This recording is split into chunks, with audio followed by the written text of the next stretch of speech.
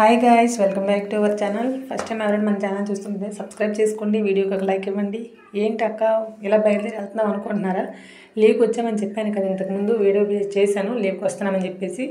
So ఈ పని మీదే వచ్చాము మేము యాక్చువల్గా అయితే. ఇంకా ఈరోజైతే ఆ పని కోసం అయితే వెళ్తున్నాము. ఇంకా తెల్లవారుసా స్నానం చేసి ఇంకా వెళ్తున్నాము. కొంచెం చలి కూడా ఉంది, ఇక్కడికి వచ్చిన తర్వాత చలి కూడా స్టార్ట్ అయింది. మేము అక్కడ కోల్కతాలో ఉండేటప్పుడు అంత చలి లేదు, ఇక్కడికి వచ్చాక లైట్గా స్టార్ట్ అయింది. ఇంక అందుకే బాబు క్యాప్ వేసాను.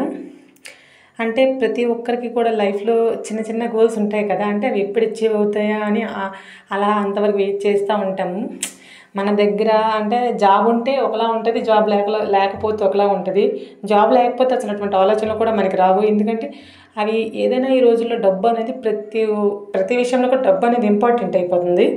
అంటే డబ్బు లేనిది ఈ రోజుల్లో ఏం కొనలేము, ఏం తినలేము అన్నట్టు అయిపోయింది సిచ్యువేషను. సో మనకి జాబ్ వచ్చిందంటే మనకంటూ ఏదో ఒకటి ఉండాలి, ఏదో ఒకటి ఏర్పరచుకోవాలి అన్న ఆలోచన ప్రతి ఒక్కరికి వస్తుంది. సో నేను కూడా నా లైఫ్లో ఇదే నా ఫస్ట్ టైం అనమాట.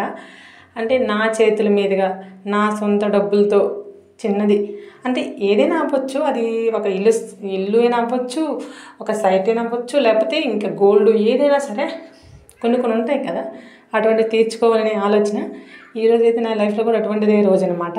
సో దానికోసం అని చెప్పేసి వెళ్తున్నాము. మీకు ఐడియా ఉందో లేదో, సబ్బవరం వెళ్తాం కదా, అంటే దువ్వాడ నుంచి సబ్బవరం వెళ్ళేది అనకాపల్లి రూట్ గల ఈ కొండ ఎవరికైనా మీకు ఎవరికైనా తెలుసుంటే కామెంట్ చేసి చెప్పండి. మేమైతే ప్రజెంట్ సబ్బవరం వెళ్తున్నాము. ఈ ఇల్లులు అవన్నీ చూసారా, ఇవన్నీ జగనన్న కట్టిన ఇల్లులు అంట. ఇటువైపు రావడం నేను ఫస్ట్ టైం అనమాట. ఈ కొండ ఇవన్నీ కూడా చూడడం ఇదే ఫస్ట్ టైము. నాకు తెలీదు ఈ వేలో కూడా విజయనగరం కూడా వెళ్ళొచ్చంట, నాకు తెలీదు. మేమైతే దువ్వాడ నుంచి లెఫ్ట్ అయ్యి ఇక్కడికి వచ్చాము. ఇంకా మేమైతే చిన్న పని మీద రిజిస్టర్ ఆఫీస్కి అయితే వచ్చాము. అక్కడే అంటే రాయడాలు అవన్నీ ఉంటాయి కదా, అవన్నీ రాయించుకోవడం అని చెప్పేసి ఇక్కడికి వచ్చాము. ఇంకా మెయిన్ ఆఫీస్కి అయితే వచ్చేసాము, సబ్ రిజిస్టర్ ఆఫీసు.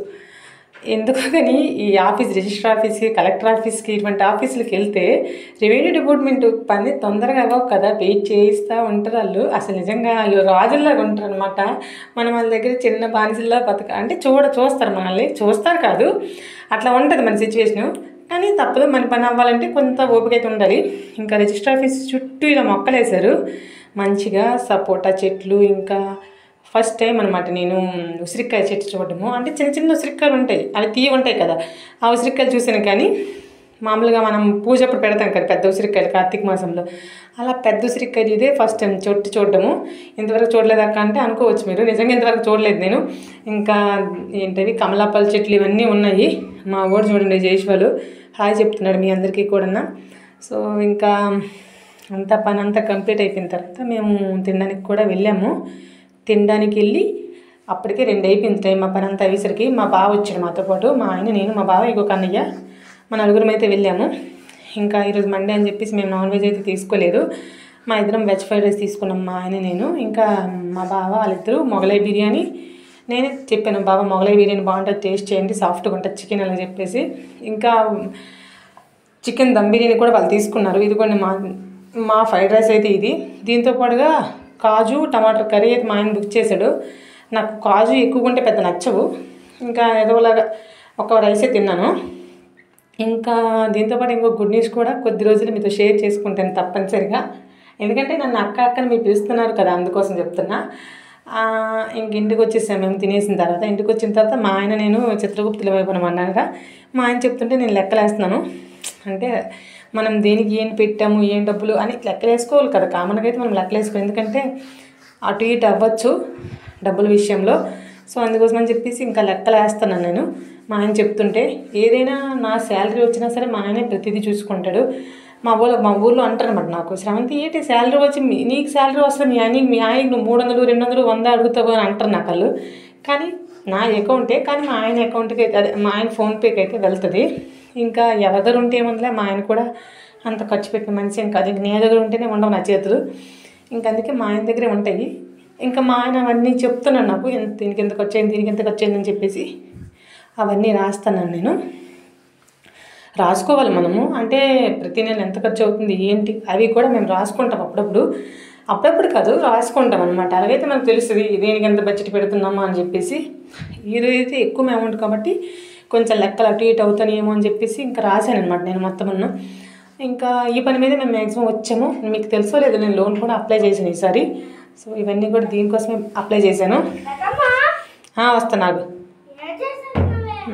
దీనికోసమే లోన్ కూడా పెట్టాను. ఒక షార్ట్ వీడియోలో ఎక్కడ చెప్పుకుంటాను మీకు, షార్ట్ వీడియోలో చెప్పాను లోన్ అప్లై చేశాను ఇలా పెట్టానని చెప్పేసి. సో ఈ పని మీదే పెట్టాను. ఏమైనా చిన్న కోరికైనా పెద్ద కోరికైనా ఏదైనా జాబ్ ఉంటేనే మనం తెచ్చుకోగలము. నాకు జాబ్ లేకపోయినంత వరకు మా లైఫ్ నార్మల్ అనమాట. అంటే మా ఆయనకి 10,000 15,000 ఒక 20,000 వరకు వచ్చేది అంతే. అప్పుడు ఉన్న రోజు అప్పుడు బాగా బతకలేదని ఏం లేదు. ఎంత వస్తే ఎంత గాలికి అంతే ఎంత ఏదో ఎంటర్ కదా సామెత ఉంటుంది, ఎంత చెట్టుకి అంతే గాలన్నట్టు. ఎప్పుడు జీవితం అప్పుడే, ఎక్కువ వస్తే ఎక్కువ ఖర్చులు, తక్కువ వస్తే తక్కువ ఖర్చులు. అప్పుడు ఇప్పుడు ఒకలాగా ఉంది సిచ్యువేషన్. కాకపోతే డబ్బులకి మనం ఇబ్బంది పడకుండా, ఎవరికి అడగకుండా మనకంటూ ఎంతో కొంత వెనకేసుకురావాలి అన్నట్టు ఆలోచన అయితే ఉంటుంది మనకు జాబ్ వచ్చిన తర్వాత. మన పిల్లలు బాగుండాలి, మనం బాగోపోయినా మన పిల్లలు బాగుండాలి, వాళ్ళ కోసమైనా మనం కష్టపడాలి అని ఒక ఆలోచన ఉంటుంది. మన ఫ్యామిలీ బాగుండాలని చెప్పేసి. అందుకే ఈ రోజుల్లో జాబ్ అనేది తెచ్చుకోవాలి ప్రతి ఒక్క అమ్మాయి కానీ అబ్బాయి కానీ ఎవరైనా సరే. మనకే కానీ జాబ్ ఉంటే ఫ్యామిలీకి ఎంతగానో సపోర్ట్ అనేది అసలు ఎంత అంటే స్ట్రెంథనింగ్ ఉంటుందో ఫ్యామిలీకి అంత ఉంటుంది. నాకు మా అమ్మ లేకపోయినా సరే మా నాన్న సపోర్ట్ నాకు లేదు. చిన్నప్పటి నుంచి మా నాన్న వేరే మ్యారేజ్ చేసుకున్నాను, ఇంకా వాళ్ళు ఉన్నారు వేరేగా, సపోర్ట్ లేదు. అయినా సరే మా తాతయ్య దేవుడి దయ వల్ల నాకు చదివించడము, అసలు మా తాతయ్య వల్ల మేము ఇంత దీనికైతే వచ్చాము. ఏదో ఒకలాగా అంటే జాబ్ రావడం అదే గొప్ప నాకు. ఎందుకంటే మా తాతయ్య చదివించినందుకు నాకు జాబ్ వచ్చింది, నాకు అదే చాలు. ఇంకా ఆ విషయం తెలిసేసరికి తాతయ్య లేకపోయాడు. ఇంకా లెక్కలేసుకుంటున్నాం. మా ఆయన లెక్కలేయడానికి ఇదైపోతున్నాడు. అంటే చెప్తున్నాను నాకు ఎంత మిగిలిన ఎంత ఉన్నాయని చెప్పేసి. నేనైతే అంటాను, నాకు అసలు తెలియదు ఎంతకి ఏది పెడుతున్నాడు ఏంటి అవుతుందో ఏం తెలియదు. మా ఆయన చెప్తే నేను రాశాను, మా ఆయన ఊరికే లెక్కలేసుకోలేకపోతున్నాడు. ఇంకెందుకని చెప్పేసి నేను మొత్తం ఏంటి ఎంత ఎలాగా ఏది చేసాము ఏమన్నీ నేను రాసి మళ్ళీ ఒకసారి మా ఆయనకి ఎక్స్ప్లెయిన్ చేశాను. నాకైతే నిద్ర వచ్చేస్తుంది.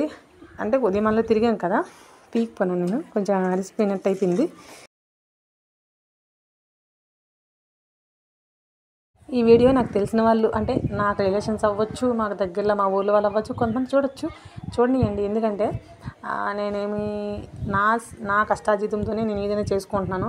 ఎవరి దగ్గర మనం రోగ తీసుకోలేదు, మనకు సంబంధం లేదు కూడా ఎవరితో. మనకి పెట్టిన వాళ్ళు కూడా అట్లా లేరు. అంటే కొంతమందికి సపోర్ట్ కూడా ఉంటుంది, ఫ్యామిలీ సపోర్ట్. అమ్మ సరే ఏదైనా కొంటానంటే అమ్మ నాన్న ఎంతో కొంత ఇస్తారు, అమ్మ నాన్న ఎంతో కొంత హెల్ప్ చేస్తారనే సపోర్ట్ అయితే ఉంటుంది. నాకు అది కూడా లేదు. అంటే ఇటువైపు నుంచి లేదు, అత్తమామల నుంచి లేదు, ఇటువైపు పేరెంట్స్ నుంచి లేదు. ఎందుకంటే మా అత్తమామలు కూడా వాళ్ళు కూడా ముసలోళ్ళు, వాళ్ళని ఇంకేం చేస్తారు, వాళ్ళ బతకాలకి ఇంకా కష్టమైపోద్ది అన్నట్టు ఉంటారు వాళ్ళు. అందుకే ఎవరిని మేము ఇబ్బంది పెట్టను. నాకున్న దానిలో నేను సర్దుకుపోతున్నాను. ఇంకా నాకు వీలైతే మా చెల్లికి ఎంతో కొంత ఇస్తూ ఉంటాను అంతే. ఇలా అనమాట జరిగింది. బట్ ఎనీహౌ ఇది ఒక మంచి విషయమే. అంటే ఒక్కటి మన పేరు మీద అయ్యింది అనుకోండి, అలా మన పేరు మీద ఇంకా కొన్ని అవుతూ ఉండాలి. మా ఊరు పంతులు గారు అనేయ అలాగే చెప్తున్నారు అనమాట నాకు. ఒక్కదాంతో మనం ఆగిపోకూడదు, అలా ముందుకెళ్తూ ఉండాలి. ఎంతో కొంత బుద్ధి అయితే మనం చెయ్యాలి అలాగే అని చెప్పేసి నాకు చెప్పాడు. సో మంచిదే అనిపించింది నాకు కూడా. మా ఆయన క్లాస్మేట్ అనమాట, పంతులు గారు సంతోష్ అంటే అలా పంతులు గారు వాళ్ళ అబ్బాయి. ఇంకా ఆయన కూడా పూజలు చేస్తూ ఉంటారు. ఇంకా ప్రతిదీ కూడా ఆయనే కలిసి మేము చేసుకుంటాము. అదనమాట.